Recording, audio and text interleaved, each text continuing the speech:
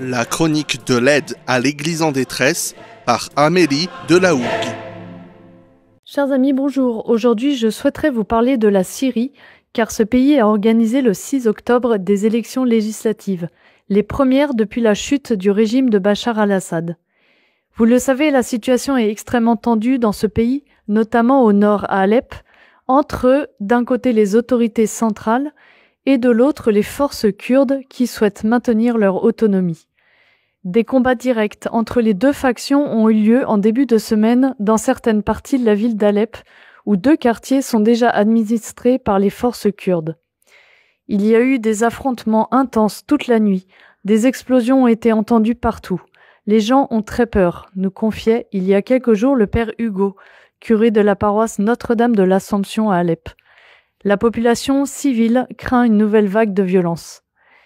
L'église du père Hugo est devenue, et ce n'est pas la première fois, un abri de fortune pour les habitants qui cherchaient à se protéger des attaques et des bombardements.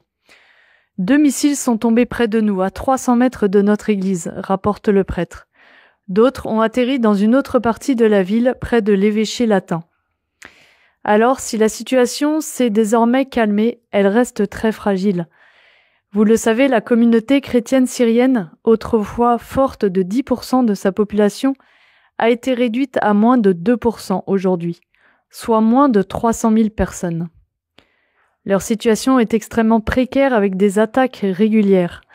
Le point culminant de cette tension a été bien sûr l'attentat suicide du 22 juin contre l'église grecque orthodoxe Mar Elias à Damas, qui a fait au moins 25 morts et une 60aine de blessés.